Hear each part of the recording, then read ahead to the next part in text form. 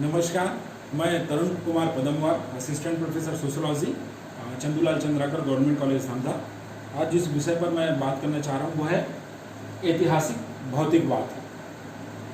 19वीं सदी में जर्मनी में एक विचारक हुए कार्ल मार्क्स। बहुत सारी किताबें उन्होंने लिखी, बहुत सारे सिद्धांत दिए, लेकिन उस विचारक की यदि चर्चा किसी सिद्धांत के लिए सबसे ज़्यादा की जाती है तो वो था उनके द्वारा प्रतिपादित ऐतिहासिक भौतिकवादी सिद्धांत। मार्क्स की और खूबी थी, जितना कुछ मार्क्स ने लिखा उससे ज़्यादा मार्क्स पर लिखा गया। और वो एक ऐसे विचारक थे जिनके विचारकों का प्रभाव न केवल तब बल्कि आज भी दुनिया के हर कोने में हमको पढ़ता हुआ दिखलाई पड़ता है। तो उनके द्वारा उन्होंने एक बुक लिखी थी, जर्मन आइडियोलॉजी, जर्मन विचारधारा। उसमें उसने एक सिद्धांत दिया था ऐतिहासिक भौतिकवाद। आज हम उसी की चर्चा करेंगे। देखिए, जब उन्होंने ऐतिहासिक भौतिकवाद सिद्धांत दिया तो उसके पीछे मार्क्स का कुछ उद्देश्य था। क्या था उद्देश्य? पहला, इतिहास को एक नए स्वरूप में, एक नए कलेवर में हमारे सामने लाना, नए तरीके से परिभाषित करना। दूसरा, ये भी देखना कि ऐतिहासिक घटनाएं किन कारकों से नियंत्रित और निर्देशित होती हैं। तीसरा, वो कौन से कारक हैं जो हमारे सामाजिक और आर्थिक ढांचे को प्रभावित करते हैं और परिवर्तन लाते हैं उसमें। तो इन सारे उद्देश्यों को ध्यान में रखते हुए मार्क्स ने ऐतिहासिक भौतिकवादी सिद्धांत हमारे सामने प्रस्तुत किया।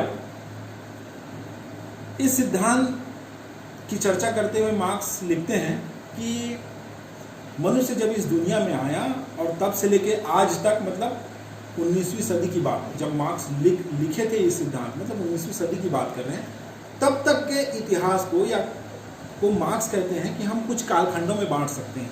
कालखंड कहें चाहे युग कहें, तो कौन कौन से कालखंड हो सकते हैं? तो मार्क्स कहते हैं एक युग था आदिम साम्यवादी युग, उसके बाद इतिहास बदला, दासत्व युग आया, फिर इतिहास बदला, सामंतवादी युग आया, फिर इतिहास बदला, और आज का युग आया, मतलब पूंजीवादी युग आया। इतिहास को इतने कालखंड में मार्क्स बांटते हैं और फिर ये भी बताते हैं कि हर कालखंड, हर युग एक जैसा नहीं था। हर एक की अपनी कुछ विशेषताएं थी। हर एक कालखंड दूसरे से अलग था। हर एक कालखंड में समाज का ढांचा अलग था, समाज के नियम कायदे कानून अलग थे, समाज के लोगों के आपसी संबंध ताने बाने अलग थे। अब मार्क्स आगे बढ़ते हुए और कहते हैं कि इसमें से जो आदिम साम्यवादी युग था, उसके अलावा जो बाकी हर युग में हमको समाज दो वर्गों में विभक्त दिखलाई पड़ता है।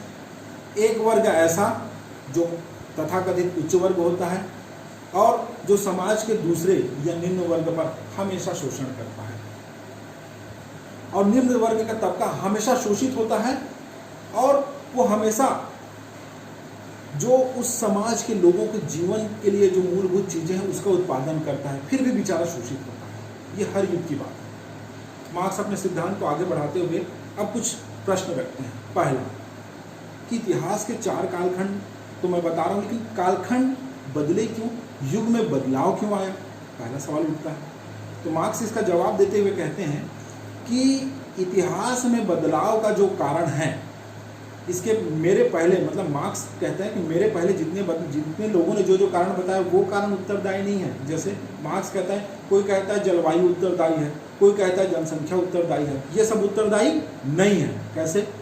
यदि जनसंख्या उत्तरदायी होता तो भारत और चीन आज दुनिया की सबसे बड़ी अर्थव्यवस्था रहते। यदि जलवायु उत्तरदायी रहता तो जो यूरोप है, यूरोपियन देश है, उसकी जलवायु तो सैकड़ों साल से वैसी है, लेकिन यूरोपियन देश सैकड़ों साल पहले कुछ और थे और आज कुछ और है। इसका मतलब ये सब कारक उत्तरदायी नहीं है। तो उत्तरदायी कौन सा कारक है? तो मार्क्स कहते हैं कि उत्तरदायी जो महत्वपूर्ण कारक है वो है आर्थिक, और आर्थिक में भी क्या? उत्पादन की प्रणाली। अब उत्पादन की प्रणाली को मार्क्स स्पष्ट करते हुए कहते हैं कि उत्पादन की प्रणाली में मुख्यतः 2 चीजें आती हैं। एक होता है उत्पादन की शक्ति और दूसरा होता है उत्पादन का संबंध। उत्पादन की शक्ति मतलब मार्क्स कहते हैं कि उत्पादन की शक्ति मतलब व्यक्ति का ऐसा ज्ञान, ऐसा वैज्ञानिक और तकनीकी ज्ञान जिसके माध्यम से वो अपनी मूलभूत आवश्यकता, जो भौतिक आवश्यकता है, जो शारीरिक आवश्यकता है, उनकी वो पूर्ति करता है। और उत्पादन संबंध मतलब मार्क्स कहता है जैसा लोगों के पास ज्ञान रहता है उन्हीं ज्ञान के आधार पर वो दूसरों के साथ वैसा संबंध बना लेता है। ये उत्पादन मतलब व्यक्ति और व्यक्ति के बीच संबंध, ये उत्पादन संबंध, और दोनों मिलकर ही उत्पादन की प्रणाली कहलाती है। मार्क्स कहते हैं कि उत्पादन की प्रणाली बदलने से समाज में बदलाव आता है। अब सवाल उठता है कि उत्पादन की प्रणाली क्यों बदलती है। मार्क्स इसका जवाब देते हुए कहते हैं कि उत्पादन की प्रणाली इसलिए बदलती है क्योंकि उसकी सबसे बड़ी विशेषता यही है कि वो कभी अपने आप में स्थिर नहीं होती।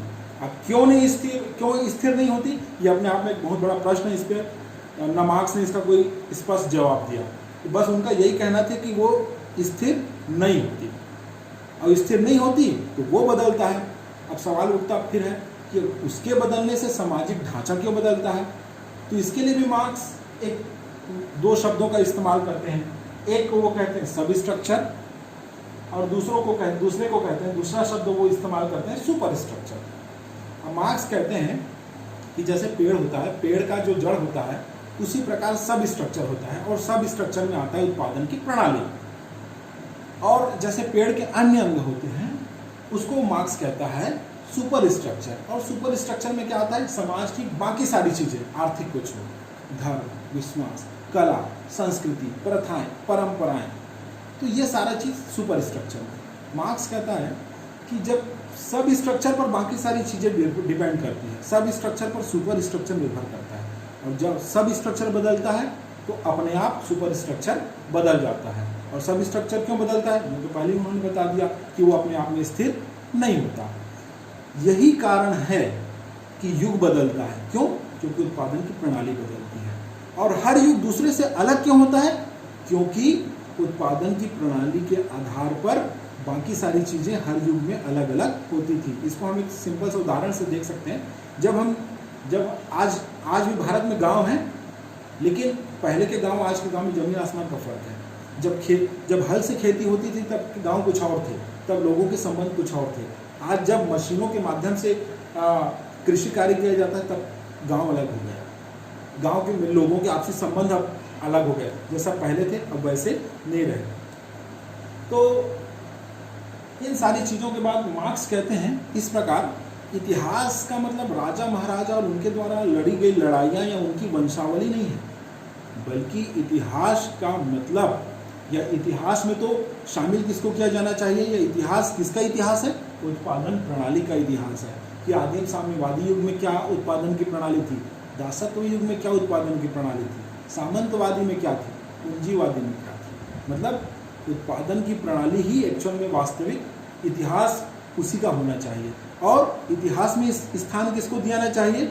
स्थान दिया जाना चाहिए जो उत्पादन करते हैं, उनको नहीं जो उत्पादन करवाते हैं, या जिनका उत्पादन के साधनों पर अधिकार होता है उनका नहीं, बल्कि इतिहास में स्थान उनको दिया जाना चाहिए जो इन उत्पादन प्रणालियों का प्रयोग करते हैं और लोगों के लिए उत्पादन करते हैं, और जिनका हमेशा से ताउम्र शोषण होता है। कार्ल मार्क्स इस सिद्धांत के माध्यम से अप्रत्यक्ष तौर पर यही बताना चाहते थे कि देखिए, इतिहास लिखा गया लेकिन आपको स्थान नहीं मिला। उत्पादन आप करते हैं लेकिन शोषण आपका ही होता है। मतलब हर युग में उत्पादन के साधन पर जिसका अधिकार रहता है वो ऐश्वर्य भरा जीवन जीता है, और जिसका अधिकार नहीं होता वो केवल मेहनत मजदूरी करता है, शोषित होता है और एकदम निकृष्ट जीवन जीता है बिना कोई सुविधाओं के।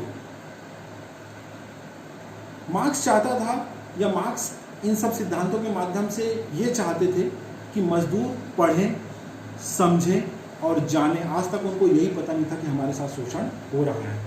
इन सारे सिद्धांतों के माध्यम से मार्क्स बताना चाह रहे थे मजदूरों को कि कैसे श्रमिकों के साथ शोषण होता है और हो रहा है, और आवश्यकता इस बात की है कि सबसे पहले आप जाने समझे कि आपके साथ शोषण हो रहा है, और तब आप एकजुट हों। जब तक आप एकजुट नहीं होंगे, जब तक आप संगठित नहीं होंगे, तब आगे प्रयास नहीं हो पाएगा। और आगे का प्रयास क्या करना है? आगे आपको क्रांति करनी है। क्यों? यदि आप क्रांति करेंगे तब एक नया युग आएगा, और जब नया युग आएगा तो वो युग क्या रहेगा? उस युग की सबसे बड़ी खास बात रहेगी, वो युग साम्यवादी युग कहलाएगा। और उसमें क्या रहेगा? व्यक्ति योग्यता के अनुसार कार्य करेगा और अपनी आवश्यकता के अनुसार खर्च करेगा। अब वो युग क्यों नहीं आया, मार्क्स के सिद्धांत में और क्या कमियां थी, ये एक अलग से चर्चा करने का विषय है। इस पर हम कभी और बात करेंगे। धन्यवाद।